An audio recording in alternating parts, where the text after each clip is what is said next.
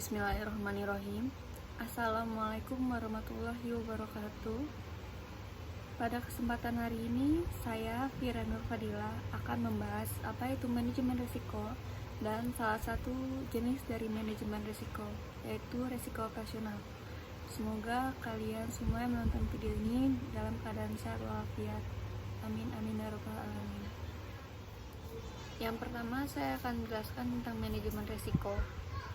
Manajemen risiko merupakan salah satu unsur penting yang penerapannya perlu diperhatikan, khususnya pada perbankan yang merupakan salah satu lembaga keuangan.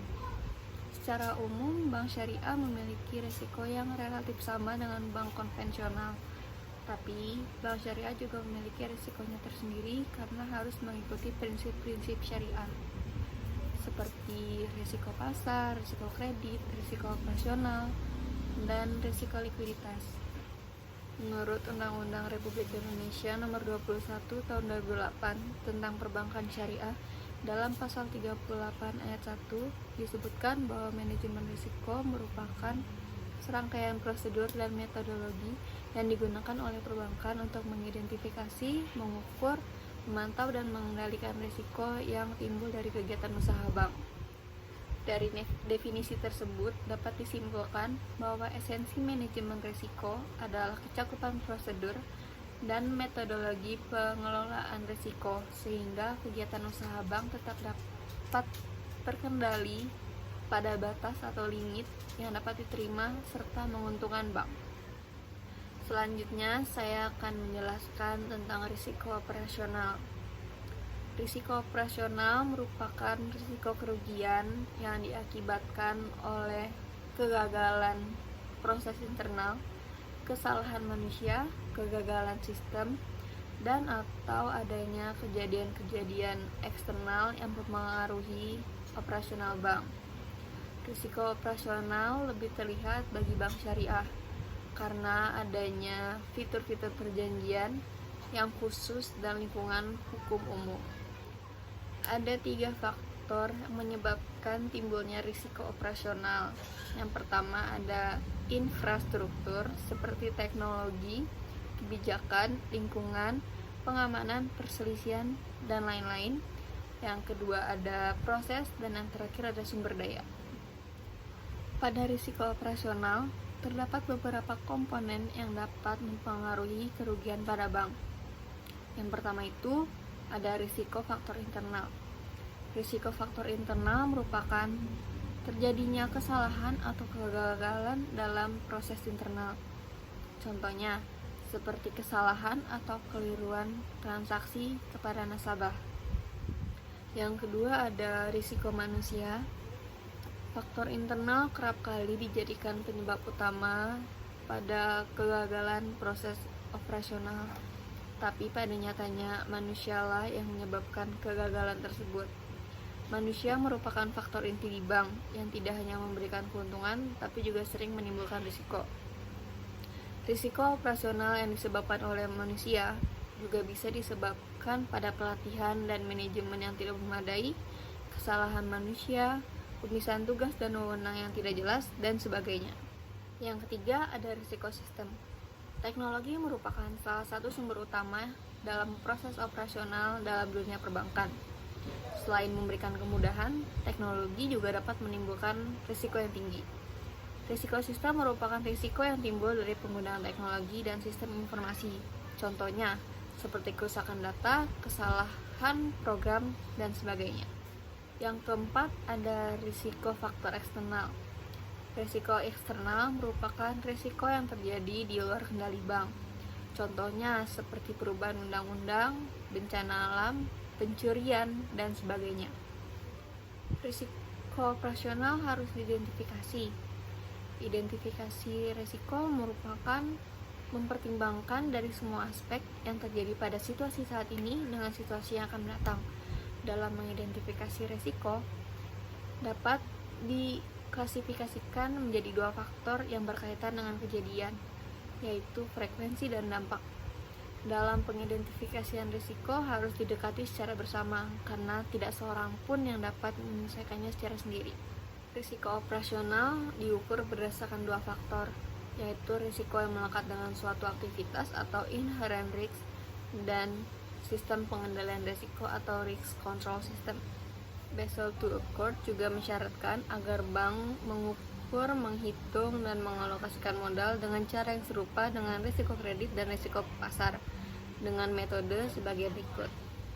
Yang pertama ada pendekatan indikator dasar atau basic indicator approach, yaitu dengan membuat cadangan kerugian sebesar X% dari rata-rata pendapatan operasional bruto selama 3 tahun terakhir.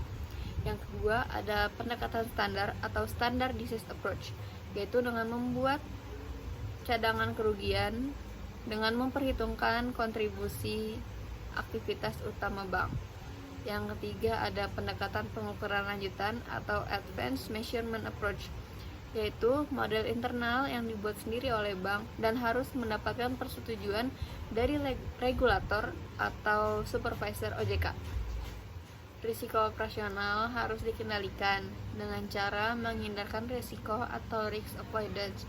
Itu dilakukan untuk mencegah bank mengalami suatu risiko operasional yang tidak dapat diterima, atau mencegah melakukan aktivitas lain yang mungkin dapat menambah exposure risiko operasional sebelumnya.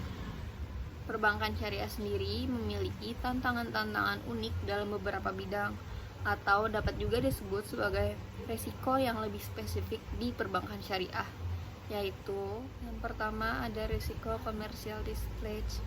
Accounting and Auditing Organization of Islamic Financial Institution mengidentifikasi bahwa risiko komersial display sebagai risiko ketika bank syariah berada dalam tekanan dalam pengembalian deposit investor pada tingkat pengembalian yang lebih tinggi dari yang harus dibayar sesuai dengan syarat dalam perjanjian investasi. Untuk mengurangi risiko komersial display, bank syariah bisa memutuskan untuk melepaskan hak mereka dari keuntungan, dan dengan begitu menghalangi deposan dari menarik dana mereka. Yang kedua ada risiko penarikan.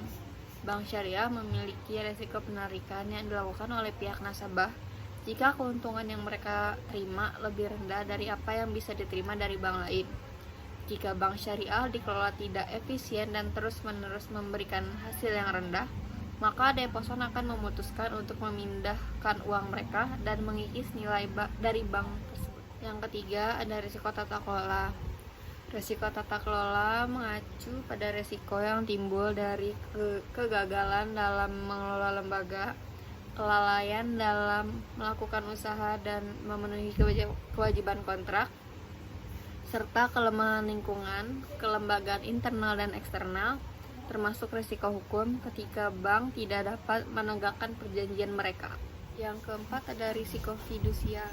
Risiko fidusia adalah risiko yang timbul dari kegagalan suatu lembaga dalam mematuhi standar eksplisit dan implisit yang berlaku atas kewajiban fidusianya.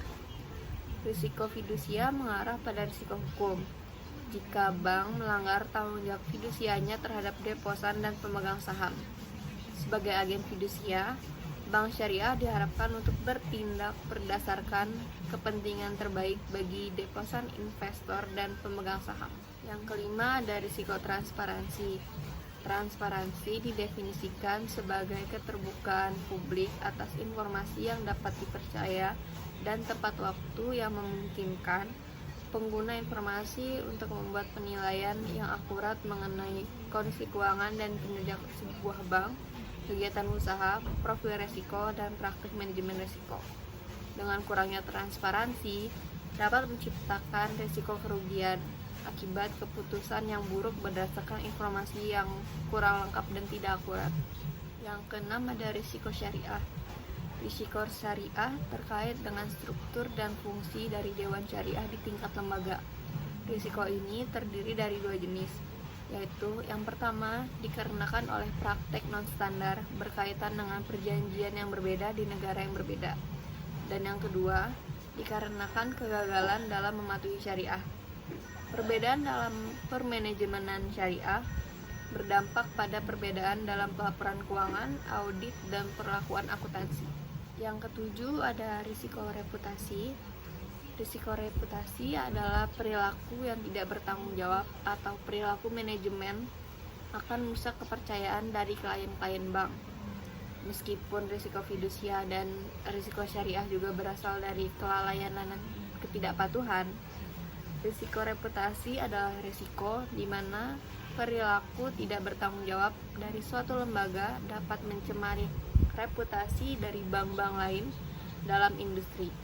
Informasi negatif dapat berdampak terhadap pangsa pasar, profitabilitas, dan likuiditas suatu lembaga. Jadi kesimpulannya, risiko operasional merupakan risiko kerugian yang diakibatkan oleh kegagalan proses internal, kesalahan manusia, kegagalan sistem, dan atau adanya kejadian-kejadian eksternal yang mempengaruhi operasional bank, di mana pengukurannya harus memenuhi syarat yang telah diajukan oleh Basel II Accord. Sekian dari saya pada hari ini, kurang lebihnya mohon maaf. Wassalamualaikum warahmatullahi wabarakatuh.